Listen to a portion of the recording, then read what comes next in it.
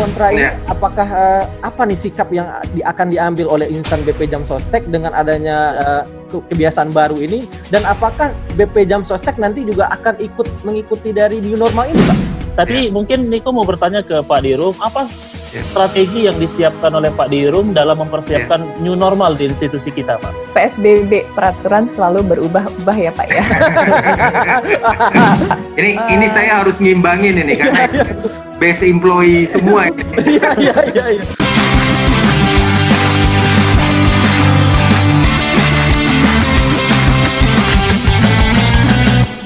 Sepertinya kita sudah kehadiran bintang tamu kita pada pagi ini. Oke, kita sapa beliau. Assalamualaikum warahmatullahi wabarakatuh. Waalaikumsalam warahmatullahi wabarakatuh. Selamat pagi Pak Dirum. Selamat pagi Petra. Ya, jadi ini mohon maaf Pak, Petra undang kembali di konten ODP ini karena ini menarik nih, kita akan bahas di sini. Ya, silakan Petra. Terima kasih juga saya sudah diundang. Ya. Tapi berbeda dari sebelumnya Pak Dirum, untuk ini episode ini Petra telah mengundang orang-orang terbaik dari BP Jam Sostek, Pak. Nah, oke. Silakan. Oke, mungkin langsung aja perkenalan singkat dari teman-teman. Boleh Mbak Tika mulai dulu, Mbak Tika. Assalamualaikum warahmatullahi wabarakatuh, Pak Dirum. Waalaikumsalam warahmatullahi wabarakatuh. Apa kabar Bapak? Baik, alhamdulillah, Tika. Ya. Assalamualaikum warahmatullahi wabarakatuh, Pak Dirum. Waalaikumsalam, Niko. Alhamdulillah, baik Pak. Pekanbaru ya, di Pekanbaru ya. Pekanbaru Pak. Alhamdulillah Pak, hari ini saya mendapatkan rezeki luar biasa Pak. Saya bilang sama istri saya pagi tadi, tolong disetrika baju terbaik saya. Karena hari ini saya mau satu room sama Pak Dirum ini. Waduh. Jadi ini bukan hanya baju dong, Niko, bukan hanya baju, celananya juga. celana juga. Walaupun tidak kamera ya, tercover kamera ya, tetap betul Pak. Makanya saya meniatkan diri Pak hari ini datang ke kantor Pak supaya benar-benar siap nih bertemu Pak Dirum. Oke. Baik, Pak Dirum, saya langsung saja ya Pak. Saya mau tanya nih kesibukan Bapak sekarang ini apa Pak? Sebelum Lebaran dan setelah Lebaran ini apa nih kesibukan Bapak sekarang? Oh ya, terima kasih Niko. Ini masih dalam suasana Lebaran ya. Saya mengucapkan juga selamat Idul Fitri 1441 Hijriah ya. Mohon maaf lahir batin atas segala kehilafan selama ini. Baik Niko, jadi kesibukan ya tadi. Kalau kesibukan sama saja rasanya. Bahkan mungkin semakin meningkat ya karena jam kerja kita juga normal kembali ya setelah bulan puasa ini, dan rasanya sebagai manusia yang ingin terus bergerak gitu ya, beradaptasi dengan lingkungan ya, kita harus terus bergerak, atau bahasa biasanya disebut tuh kalau orang bekerja sibuk gitu ya, tentu bukan karena beban ya, tapi karena memang keinginan kita untuk bergerak. Begitu Niko. Oke. Iya. Ya, menyikapi isu terbaru saat ini Pak, yang masih hangat-hangatnya ya Pak ya, tentang new normal. Tentunya semua orang punya pendapat pro dan kontra terhadap isu new normal ini. Nah, kalau dari sisi Pak Dirum, bagaimana Pak pandangan Bapak terhadap isu new normal yang mungkin akan segera kita jalani Pak ya dalam waktu dekat ini Pak? Ya, ini bagus sekali pertanyaannya Tika. Ini betul ini Petra ini mengundang best employee ya. Iya. Jadi ini Petra juga sebenarnya best employee juga kan. Jadi ini saya berhadapan dengan 3 orang best employee BP Jam Sostek ini. Iya. Anggap aja ini lagi ujian sidang gitu. Oke. Baik. Jadi begini Tika, new normal mungkin itu satu frasa yang semakin sering kita dengar ya hari-hari ini. Walaupun setahun 2 tahun lalu kata-kata new normal itu sebenarnya sudah mulai muncul. Saya ingat sekali sekitar 2 tahun lalu itu Bu Menteri Keuangan, Bu Sri Mulyani sudah menyampaikan frasa ini, new normal ya. Dan setahun lalu saya juga diminta menjadi pemateri di salah satu forum, topiknya riding the new normal ya. Intinya sebenarnya begini, memang di dalam, belum masuk ini di dalam kamus baku bahasa Indonesia tentu ya. Definisi-definisinya juga masih beberapa instansi sesuai dengan cara pandang mereka ya. Bahkan sebelum definisi terjemahannya dulu ya. Terjemahan new normal juga beberapa kalau saya memang kalau ingin melihat suatu definisi kita lihat dulu terjemahan secara letterlexnya dulu ya. Ada yang mengartikan normal baru, ada yang mengartikan kenormalan baru, ada yang mengartikan juga kelaziman baru ya. Ada yang mengartikan juga atau menerjemahkan tatanan hidup baru. Tetapi intinya Tika dan Niko serta Vetra, new normal ini adalah suatu kondisi baru ya, yang kemudian kita beradaptasi dengan kebiasaan-kebiasaan atau kelaziman baru. Untuk apa? Ya untuk kita bisa menyesuaikan ya. Untuk kita bisa menjalani katakanlah kehidupan ini dengan situasi yang baru. Kira-kira itu, Tika. Ya. Oke, kita mulai dari dilansir dari Kementerian Kesehatan.go.id. Nah, juru bicara dari Kemenkes sudah menyatakan bahwa seluruh dunia terapkan hidup normal yang baru hadapi pandemi COVID-19. Nah, itu yang pertama, Pak. Yang kedua, ada juga kita ambil dari berita CNN, itu menyatakan bahwa pemerintah siapkan skenario new normal. Sejumlah daerah nyatakan belum siap. Pusat harus lihat fakta lapangan. Jadi ternyata ini kebijakannya tidak semua orang suka ternyata, Pak. Masih ada pro kontra di lapangan. Nah, menurut Bapak nih, pro kontra ini apakah apa nih sikap yang akan diambil oleh insan BP Jam Sostek dengan adanya kebiasaan baru ini, dan apakah BP Jam Sostek nanti juga akan mengikuti dari new normal ini, Pak? Ya, baik. Ini pertanyaan bagus dari base employee juga ya. Iya. Jadi begini, seperti yang saya sampaikan tadi ya. Terjemahan new normal aja berbeda-beda ya. Tentu dalam implementasinya juga berbeda-beda. Tahun lalu kondisi new normal itu atas disrupsi ya yang terjadi, terutama masalah digital technology misalnya ya, disruption-nya ya. Tahun lalu misalnya.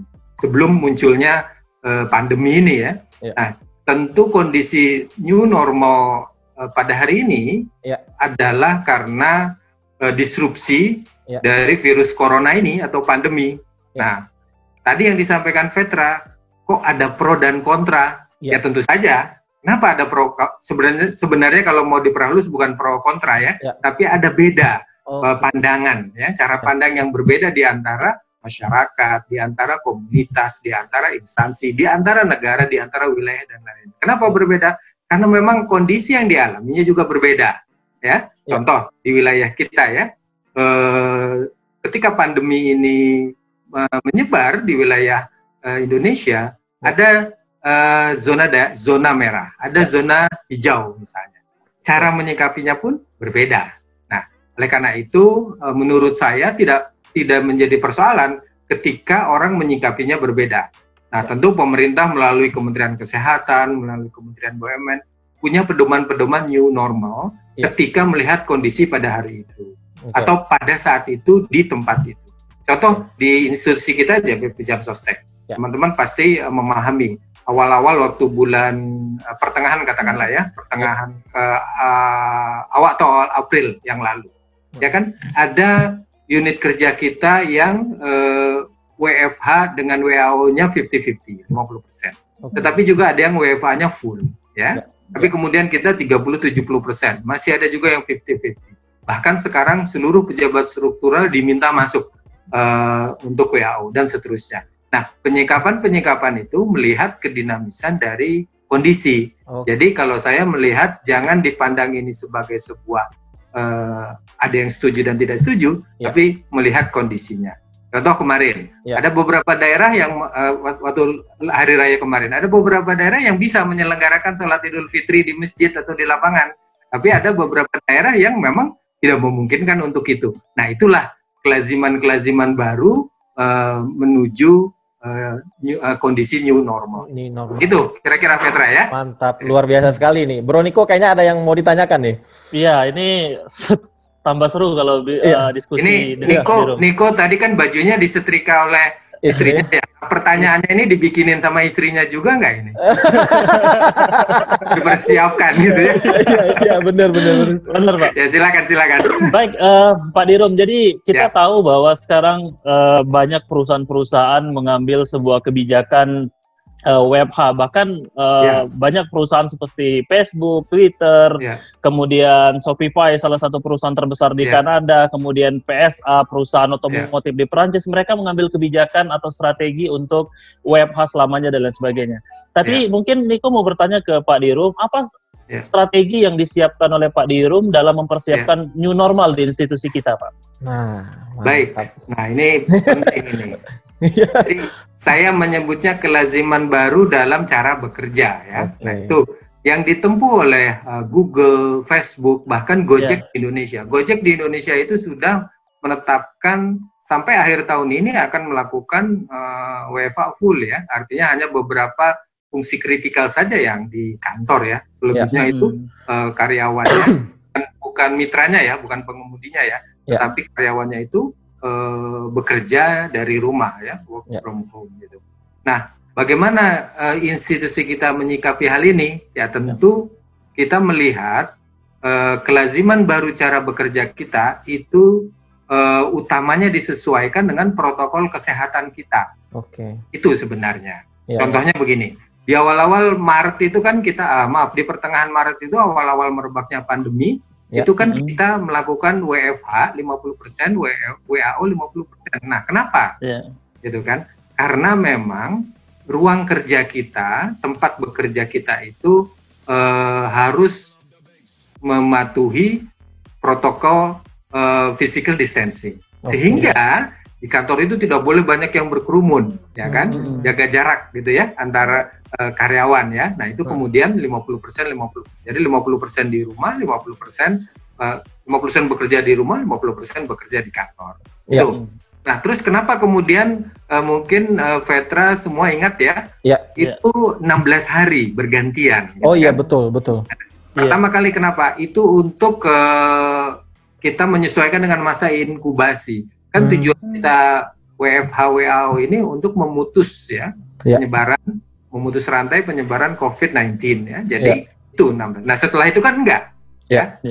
Dua hari sekali ya, dan seterusnya 30-70%. Kita melihat kondisi, bahkan di dalam surat saya itu sebagai eksekutif CMT, Crisis Management Team itu mengatakan jika ada unit kerja yang memang ada pekerjaan yang tidak bisa dilakukan dari rumah, bisa dilakukan atau harus dilakukan di kantor atau di keluar rumah, tetapi harus menjaga physical distancing. Nah, jadi begitu.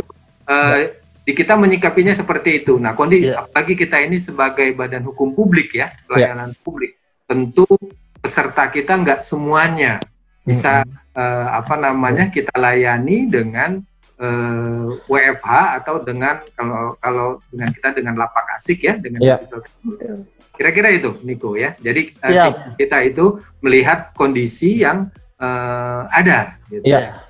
Tapi Pak Dirom, ini menarik karena kalau kita lihat ya beberapa waktu ke belakang tuh dari before Lebaran, after Lebaran itu kayaknya suatu kebijakan dari Dirom dan SDM BP Jam Sostek itu sangat cepat gitu Pak.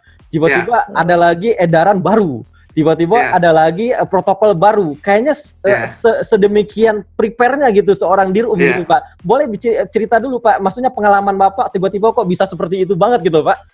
Ya memang gini. Kita harus harus bisa, kalau bahasa pujangganya itu membaca tanda-tanda zaman. Tanda-tanda zaman. Oke. Makanya kenapa teman-teman mohon maaf terkaget-kaget tengah 12 malam saya keluarkan surat perintah atau instruksi ataupun aturan baru. Bukan apa-apa, karena memang kondisinya seperti itu, gitu kan. Contoh misalnya, ingat ya di pertengahan bulan Ramadan kemarin antrian online kita sangat tinggi, ya kan. Nah ini kita harus selesaikan. Bagaimana caranya? Ada kebijakan-kebijakan baru. Bahkan saat itu saya ya dengan beberapa direksi termasuk Pak Dirut ikut untuk meninjau ke lapangan bagaimana untuk membantu teman-teman, memotivasi teman-teman. Nah sebenarnya itu Vetra kita melihat. Dan juga pemerintah sendiri kan juga seperti itu ya. pemerintah DKI, pemerintah pusat cepat itu. Nah, kalau bahasa saya sesungguhnya kita harus bisa bertahan atau kita harus survive gitu ya. Maksudnya harus survive itu dengan cepat beradaptasi. Ya. Mungkin ingat pelajaran biologi dulu ya. Teorinya Charles Robert Darwin itu kan. Ya. Yang kemudian dikemas oleh seorang sosiolog Herbert Spencer, itu yang disebut survivor of the fittest. Jadi yang bertahan hidup adalah orang-orang yang bisa beradaptasi. Jadi bukan yang paling besar, bukan yang paling kuat, bukan yang paling cepat ya. Cepat itu sebenarnya bagian dari adaptasi gitu, bukan hanya yang paling cepat. Nah, tapi yang paling adaptif yang kemudian bisa bertahan hidup. Kira-kira seperti itu. Oke, luar biasa ya, sangat menarik sekali obrolan kita ini. Mbak Tika, ada yang kayaknya mengganjil di hati Mbak Tika. Iya. Bisa gini Pak. Ini saya harus ngimbangin ini karena base employee semua ini. Iya. Jadi betul sekali Pak ya, institusi kita saat ini sudah sangat menyesuaikan dengan kondisi yang ada, yang tentunya PSBB, peraturan selalu berubah-ubah ya Pak ya. Wow. Karena gitu. Bisa. Kan selalu berubah nih Pak. Kemarin waktu di awal kita WFH-nya 16 hari, 16 hari. Kemudian jadi 1 hari gitu kan ya. Terus tentunya di lapak asik pun Pak, sekarang itu selalu berubah. Dari awal yang kita hanya terima layanan hanya online saja, bisa kami kerjakan di rumah. Saat ini karena memang banyaknya loading antrian, kita sudah mulai buka layanan offline. Bahkan layanan massal pun sudah kita bantu layani supaya teman-teman yang maaf saat ini mungkin banyak terjadi PHK, itu bisa kita fasilitasi melalui perusahaan mereka. Nah itu sebagai bentuk wujud kepedulian kita, adaptasi kita terhadap perubahan yang ada saat ini tentunya ya Pak ya. Tentunya ini pun akan berdampak kepada SDM dalam artian pastinya beban kerja akan semakin bertambah dengan kondisi seperti ini. Nah, dari sisi kacamata Dir-Um, apa yang harus dilakukan oleh baik itu dari sisi SDM ataupun kami yang sebagai karyawan yang harus kami siapkan dan juga di divisi Direktorat SDM siapkan untuk tetap kita bisa memberikan yang terbaik, baik untuk institusi kita dan juga untuk peserta kita tentunya. Wow, ini luar biasa. Luar biasa. Ini saya kalau dalam kuis itu call friend dulu ini. Baik, Tika, terima kasih, ini bagus sekali pertanyaannya. Jadi PSBB itu peraturan sering berubah. Tapi mudah-mudahan peraturan yang kita terapkan di BP Jam Sostek untuk perubahan yang terus lebih baik. Baik. Nah begini, jadi memang kita kan punya yang disebut human resource ya, atau human capital ya. Sebenarnya human resource atau human capital adalah orang-orang yang memang sudah siap. Itu kuncinya tuh sudah siap. Siap dalam arti apa? Bukan langsung skillnya dan lain-lain, tapi paling tidak mentalnya, mentalnya untuk menghadapi situasi ini, itu yang paling penting.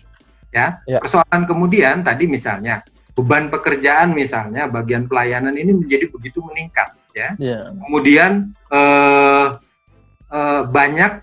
ada beberapa teman yang idle di bidang lain. Nah, oleh karena itu kebijakan kami waktu itu adalah bagaimana teman-teman yang di luar pelayanan, tentu dialami oleh Ika di Klaten, di Pekanbaru, dan juga Vetra di Bandung ya. Jadi beberapa teman-teman ini kita yang saya sebut reskilling, bahkan upskilling ke bidang itu. Tentu dengan tidak katakanlah menyeberangi wewenang yang karyawan yang memang menjadi tugasnya di pelayanan. Saya contohkan, di salah satu kantor cabang DKI saya kunjungi, itu ada beberapa teman-teman bagian SDM atau bagian umum ikut membantu pelayanan untuk fungsi-fungsi yang mereka misalnya bukan otorisasi dan lain-lain. Nah, itu juga harus siap. Nah, intinya sebenarnya bagaimana? Sebenarnya kita sudah siapkan. Kebetulan kita ini beruntung ya, BP Jam Sostek ini tidak sangat spesifik benar dalam skillnya. Oke. Ya, tidak seperti mungkin perusahaan-perusahaan IT ya atau organisasi-organisasi yang konstruksi dan lain-lain, manufaktur gitu ya, yang harus orang teknik, harus orang dan seterusnya ya. Nah, kita tidak. Ya mungkin ada beberapa bidang seperti IT atau investasi ya, akuntansi memang khusus. Tapi yang lain rasanya bisa free flow. Oke. Ya. Contoh Vetra lulusan komunikasi misalnya. Hari ini mungkin sebagai AR. Besok bisa juga sebagai pelayanan. Besok bisa juga sebagai fungsi humas dan seterusnya. Nah, kita lebih free flow sebenarnya. Nah, kesempatan bidang yang free flow seperti ini, ya kita kemudian mengupdate, mengupgrade dan mengupdate skill teman-teman itu seperti itu. Saya contohkan begini. Dulu saya suka nonton sepak bola ya. Dulu kesebelasan Belanda, Johan Cruyff dan teman-teman itu menerapkan strategi total football. Jadi setiap pemain sepak bola itu bisa menjadi penyerang, bisa bertahan, bisa menjadi pemain tengah dan lain-lain. Siapa saja bisa. Gitu. Jadi ketika dia kesempatan menyerang dan kesempatan mencetak gol, nggak usah nyari striker utamanya gitu ya. Dia sendiri bisa menciptakan gol. Gitu. Tentu dengan aturan-aturan gitu ya. Andaikan dia di belakang, dia bisa bertahan, menjaga lawan supaya tidak menciptakan gol. Sama halnya dengan kita. Makanya saya ingat sekali sahabat saya Coach Indra Safri pernah menyampaikan tentang teamwork itu, bahwa tidak ada satupun pemain saya, kata Pak Indra Safri itu, Coach Indra Safri, ketika dia melatih U16, U19 dan sebagainya, tidak ada satu orang pun pemain saya yang posisinya lebih penting dari pemain yang lain. Jadi tidak kemudian Evan Dimas itu lebih penting dari yang lain. Sama aja. Artinya ini adalah pemain tim. Sama dengan kita. Pelayanan tidak lebih penting dari kepesertaan. Kepesertaan tidak lebih penting dari pelayanan dan seterusnya dan seterusnya. Sehingga apa? Semuanya penting. Semuanya penting, maka fungsi kita, bisnis proses kita itu bisa berjalan dengan baik. Ya. Luar biasa. Dalam kondisi apapun tetap kita bisa memberikan pelayanan prima kepada seluruh peserta BP Jam Sostek. Gitu ya, Pak ya? Betul. Seperti saya terus terang, beberapa teman saya, kebetulan saya punya asosiasi direktur HRD ya, baik swasta, BUMN dan lain-lain. Itu mereka menanyakan ke saya, Pak, gimana pelayanan di saat pandemi ini? Pak, gimana JHT, gimana relaksasi iuran dan seterusnya dan seterusnya. Kan nggak mungkin saya bilang, Bapak tanya ya ke direktur pesertaan saya, Bapak tanya ke pelayanan saya, enggak. Saya harus tahu. Nah, saya kemudian bertanya ke direktur pelayanan, direktur kepesertaan dan seterusnya ya. Saya sedang memerankan sebagai agent di BP Jam Sostek, agent of change di BP Jam Sostek, tentang pelayanan, pesertaan dan lain-lain. Selama saya bisa kuasai. Kira-kira luar biasa. Bro Niko, kasih lagi yang lebih memanas lagi. Silakan. Baik nih Pak, semakin menarik nih Pak. Jadi kalau saya boleh menggarisbawahi tadi konstruksi dari kacamata Dirum dalam menghadapi COVID-19 atau new normal. Artinya saat ini kita, Bro Petra, Mbak Tika, kita sudah siap nih. Artinya kita benar-benar dibangun oleh Pak Dirum, kita sudah siap selalu untuk memberikan pelayanan dan selalu siap untuk memberikan perlindungan. Mantap. Tetapi ada yang menarik nih Bro Petra. Apa tuh? Jadi Pak Dirum dan tim HCP sepertinya saat ini masif ya menanamkan di tengah pandemi ini nilai-nilai budaya organisasi kita. Nah, jadi setiap pagi itu saya mendapatkan di grup WA mendapat WA. Sama Bro. Sama ya. Iya, gue juga tiap pagi mendapatkan. Iya. Jadi saya pas setelah sholat subuh selalu mendapatkan itu. Jadi langsung termenung sedikit membaca kata-katanya kan. Pak Dirum, saya ingin bertanya Pak Dirum, apa sebenarnya yang melatar belakangi adanya seperti broadcast nilai budaya organisasi yang dikirimkan ke kami sebagai insan BPJS Tenaga Kerjaan, Pak Dirum? Ya, baik. Terima kasih. Ini bagus sekali pertanyaannya Niko. Jadi begini, nilai budaya kita punya perilaku iman etika ya, sudah final, dan kita harus internalisasi, sosialisasi, internalisasi, dan kita implementasi. Sejak awal 2016 tentu kita sudah melakukan hal itu. Nah, pada kondisi saat ini ya, kondisi saya sebutnya tentu kondisi krisis ya. Pasti setujulah semua, pemerintah sendiri menyatakan ini kondisi krisis. Nah, kita butuh energi ya. Kita semua punya potensi energi dalam diri kita gitu ya. Kita bisa gugah dari dalam, tapi kadang-kadang kan kemampuan kita menggugah dari dalam juga terbatas. Nah, oleh karena itu, atas dasar itu saya menginisiasi ya bersama dengan teman-teman HCP untuk menggugah teman-teman semua. Tentu dari luar, berarti sekarang ini dari kami ke karyawan gitu ya. Dan itu juga akan menambah energi ke saya sendiri. Nah, apa yang harus digugah? Nah, kebetulan kemarin kan bulan puasa, semua bangun pagi yang muslim ya, sahur gitu kan. Nah, pada saat pagi habis sahur itu masih segar energi kita, saya beri lagi semacam vitamin gitu ya, supaya teman-teman lebih bersemangat lagi gitu. Karena dalam kondisi kayak gini kita tidak boleh lengah, apalagi saling menyalahkan ya. Saling menyemangati, saling menguatkan. Nah, salah satunya adalah dengan semangat tersebut, dan insya Allah itu kita sudah on the track ya. Kita punya iman excellent dan seterusnya itu menjadi senjata ampuh kita gitu ya untuk tetap semangat melayani peserta kita. Kira-kira begitu, Niko ya. Nah, saya juga mengundang sebenarnya. Nah, ini mumpung ya. Saya ke Pak Hari, Asdep Budaya dan Kinerja. Saya ingin tidak hanya top down dari saya atau dari direksi, tetapi ingin saya bottom up. Nah, sekarang saya challenge nih. Orang nih, seharusnya Pak Hari yang menyampaikan nih Saya challenge teman-teman untuk juga menyebarkan, menyemai quote-quote yang bisa menyemangati. Silahkan. Kan teman-teman pasti lebih kekinian dibanding saya. Ini kan saya Gen X yang berupaya keras untuk bisa menyelami Gen Y. Tapi kalau kata dosen-dosen saya bilangnya begini, Pak Novel tetap Gen Y kok, tapi Gen Y pada zamannya katanya. Kalau pada zaman sekarang sudah berubah, sudah berubah. Nah, jadi kembali itu saya mengundang juga, bukan hanya kami ya, dari saya terutama, tapi dari teman-teman untuk sama-sama menyemangati. Tentu nanti melalui Pak Hari dicari quote yang paling tepat ya. Nanti kita sebarluaskan. Oke. Bu Hadi Production juga silakan. Oke, siap Pak. Tapi Pak Dirum ini menarik karena gini Pak, kan Vetra melihat itu bahasa yang Bapak gunakan itu kayak ala-ala Mata Najwa Shihab gitu loh. Maksudnya dengan irama yang benar-benar kayaknya enak didengar, enak dibaca gitu loh Pak. Kayaknya kenapa tidak dicoba untuk ditampilkan dengan audiovisual gitu Pak? Mungkin Bapak baca, jadi pas dibaca. Pas dibaca ala-ala Mata Najwa, terus kita bantu sebarkan. Kayaknya itu seru banget. Gimana Bro Niko?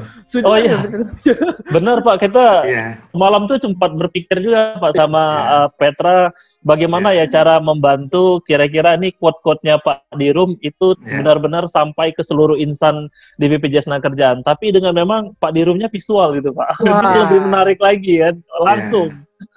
Bila perlu itu muncul di briefing morning loh. Menarik ya. Makin gila nih ide kita. Visual briefing morning, jadi seolah-olah Pak Dirum hadir di seluruh cabang.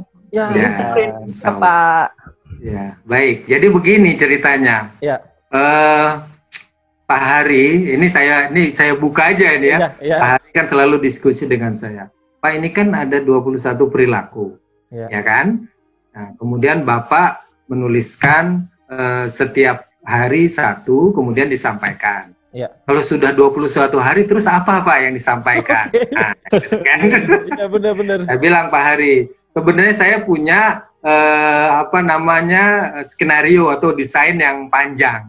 Tapi kalau kita langsung keluarkan hari ini semua, nanti yang di belakang itu seperti apa? Jadi yang tadi disampaikan oleh Niko, Vetra, dan Tika itu juga sudah terpikir oleh saya gitu ya. Nanti saya juga minta bantuan teman-teman termasuk Petra, Niko dan Tika untuk ikut menyemaikannya. Jadi nanti melalui tulisan yang sudah kita lakukan, nanti melalui quote ya atau poster ya, kemudian nanti melalui podcast atau suara dan lain-lain. Ketika saya ke kantor cabang juga seperti itu gitu kan.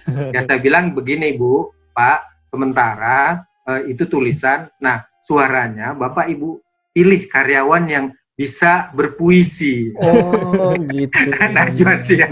Sementara itu, Tika kan bisa nyampaikan. Wah, gitu. Karena begini, di salah satu kantor cabang, Pak, ada yang sampai terharu menangis, gitu kan. Wow. Nah, gitu kan, saya juga nggak tahu, gitu, apakah karena saya terlalu mellow, dan lain-lain, tahu ya. Tetapi intinya, sesungguhnya, itu adalah penyemangat kita bersama. Ya. Saya juga mengajak teman-teman untuk ikut, membuat hal-hal yang bisa menyemangati. Insya Allah nanti Niko, Tika, Petra, saya akan rekam suara saya, gitu. Wah, ya. Mantap. Mudah-mudahan suara saya masih bisa didengar bagus, gitu ya. Teman-teman. Nah, ini menarik sekali. Kita tunggu, Bro Niko, Mbak Tika. Kita akan tunggu dalam waktu dekat. Ini eksklusif sekali nih. Ternyata awal mula dari kenapa itu blasting itu lahir, itu ternyata ada cerita menarik ya di belakang itu ya. Luar biasa sekali ini. Luar biasa. Tapi Pak Dirum, sebagai penutup nih dalam segmen ini atau episode kali ini, tadi menarik yang kata Pak Dirum, pengen yang menampung ide-ide kreatif dari teman-teman cabang gitu. Nah mungkin bisa dikasih tips ke kami Pak, kalau misalkan ternyata di daerah sana atau di daerah manapun itu punya ide-ide, bagaimana alur kami menyampaikan ide tersebut Pak? Nah ini penting soalnya. Ini sebenarnya sudah pernah kita coba, waktu itu memang khusus untuk rekan-rekan yang di bidang umum SDM. Teman-teman HCP itu punya forum namanya HID waktu itu, dan waktu tahun 2000, seingat saya 2017 itu saya sampaikan di forum HID itu, saya bilang teman-teman, selama ini saya yang menyebarkan quote-quote gitu di bidang umum SDM khususnya. Nah sekarang gantian, saya bilang teman-teman silahkan membuat quote, nanti akan disaring atau diseleksi katakanlah ya, karena kalau banyak pasti diseleksi oleh Pak Hari dan kawan-kawan. Nah itu sudah kita lakukan. Nah terus kemudian kan tidak semua orang, Petra, yang punya bakat menulis atau membuat semacam frase atau puisi ya, seperti yang saya lakukan kemarin itu. Nah ada juga, ini terkait memang dengan perilaku iman etika waktu itu.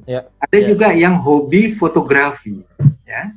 Nah mereka kemudian menampilkan fotonya, misalnya.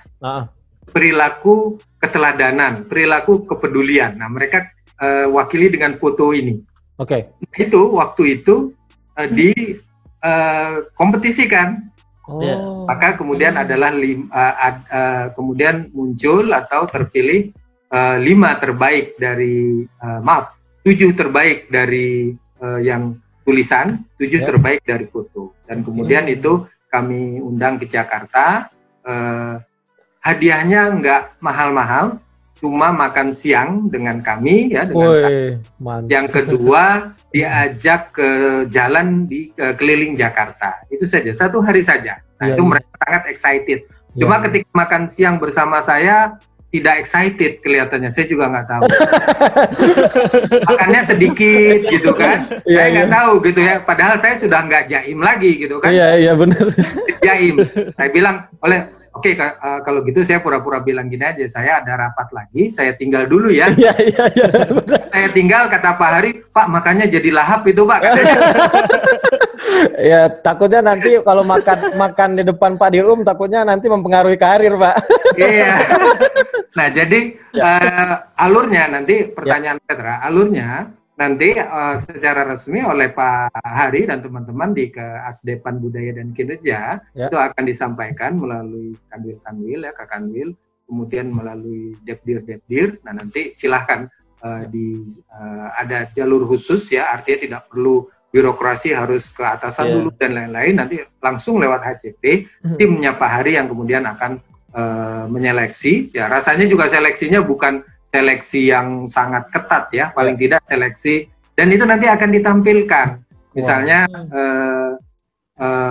ada satu ungkapan ya, ada satu semangat motivasi, itu akan ditampilkan Niko Alfiansa cabang Pekanbaru misalnya, atau Kanwil Sumbariau. Nah, itu akan kita tampilkan. Gitu.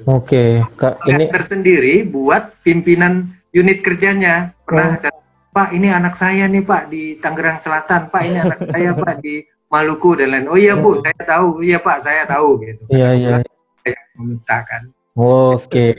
Begitu Petra ya. Jadi tidak ada birokrasi dan lain-lain, feel free saja, tetapi melalui memang satu saluran, yaitu di Kasdepan Budaya dan Kinerja. Mantap.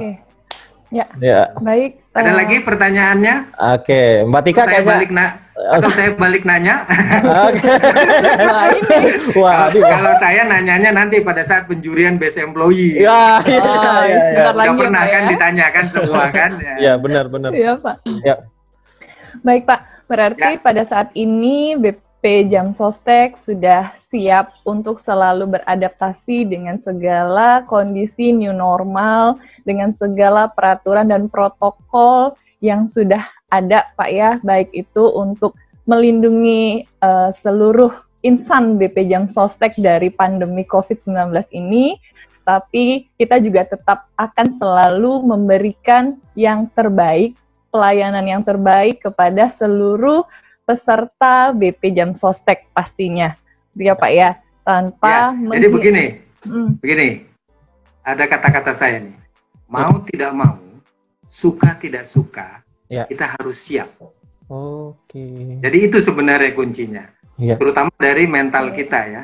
Infrastruktur misalnya disiapkan oleh ALU atau CMT, hal-hal lain disiapkan oleh teman-teman. Tetapi kalau diri kita tidak siap, mental kita tidak siap, tentu tidak ada manfaatnya juga. Gitu. Jadi yang oleh Tika benar sekali, suka tidak suka, mau tidak mau, kita harus siap beradaptasi di suasana atau di tengah pandemi.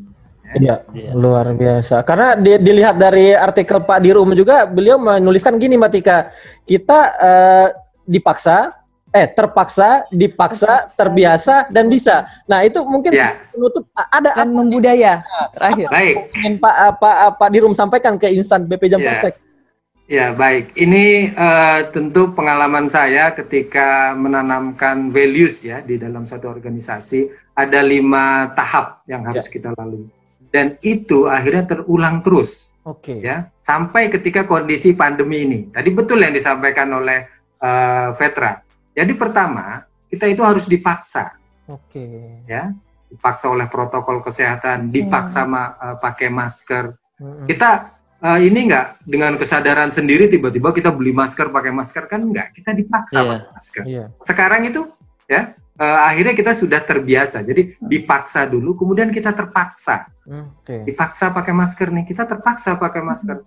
Tapi kemudian bisa kita lakukan itu pakai masker. Bisa tuh tadinya pengap dan seterusnya, tapi karena melihat ini manfaatnya cukup besar untuk mencegah penyebaran COVID-19 ya, akhirnya bisa kita lakukan. Terus kemudian menjadi biasa. Saya keluar gitu, saya sengaja ditaruh dekat pintu itu ada wadah masker. Jadi setiap keluar itu harus saya pakai, gitu kan? Sudah unconscious, sudah nggak sadar lagi saya. Tadinya kan harus sadar gitu. Jadi bisa biasa itu sebenarnya sudah unconscious, baru kemudian jadi budaya. Apalagi sekarang itu kan di era new normal, itu orang yang tidak pakai masker itu menjadi aneh. Dulu sebaliknya, Niko coba jalan-jalan pakai masker gitu, lagi maskernya hitam. Wah ini ninja dari mana gitu kan, dia bilangnya gitu kan. Ya jadi kayak ninja gitu kan. Tapi sekarang kalau bajunya Niko abu-abu, apalagi Tika gitu, jilbabnya abu-abu, maskernya cari yang abu-abu. Gitu. Matching ya Pak. Batik ya kan, cari masker yang batik gitu kan, dan seterusnya. Kalau perlu nanti promo kan kita bisa, misalnya BP Jam Sostek atau kami BP Jam Sostek siap melayani gitu kan. Kalau Petra misalnya Subuhadi Production kan. Jadi akhirnya menjadi fashion gitu, bukan hanya menjadi culture ya, tapi menjadi fashion. Nah jadi itu dipaksa, terpaksa, bisa, biasa, dan budaya. Itu betul sekali, Petra. Keren, keren. Ini apakah itu akan juga diterapkan di BP Jam Sostek, Pak, nantinya? Harus diterapkan. Okay. Tadi saya bilang mau tidak mau, suka tidak suka harus. Dan ini sebenarnya sudah kita terapkan. Cuma memang perlahan-lahan, ya, terus perlahan. Budaya itu tidak bisa instan, ya. Ini perlahan-lahan. Makanya tadi yang Niko sampaikan, sekarang begitu gencar. Saatnya saya bilang ini. Kondisi seperti ini, perilaku iman etika kita itu menjadi modal utama ya untuk kita bekerja untuk bisa melayani peserta dengan maksimal. Begitu. Luar biasa. Luar biasa. Luar biasa. Kayaknya ini kita butuh semangat motivasi penutup dari Pak Dirum nih. Nah, dengan kita lihat juga dengan bahasa-bahasa yang Najwa Shihab banget lah, maksudnya dengan narasi-narasi yang kekinian. Sebagai penutup nih Pak dari episode kita kali ini, Pak. Iya, saya sih bukan seperti Najwa Shihab gitu ya di mata Najwa gitu ya. Nanti ada acara mata Naufal lagi kan. Yang penting begini. Seperti yang tadi saya mengutip dari Herbert Spencer dan Charles Darwin itu. Jadi pada hari ini bukan yang paling kuat, bukan yang paling pintar, bukan yang paling besar, bukan yang paling cepat, tetapi yang paling adaptif lah yang dapat terus hidup dalam kondisi pandemi ini. Ya. Jadi pesan saya buat teman-teman Jam Sostek, jadilah manusia yang adaptif. Itu jadilah manusia yang adaptif. Kami akan siap, Pak, siap menjadi yang adaptif dan tentunya akan selalu kreatif. Jadi gini, setelah adaptif pasti bisa produktif, kontributif, dan kreatif. Luar biasa itu. Ya, luar biasa. Acara ini kalau Petra, Niko, Tika nggak adaptif, maka nggak bisa ada acara yang sangat kreatif ini. Gitu kan? Luar biasa.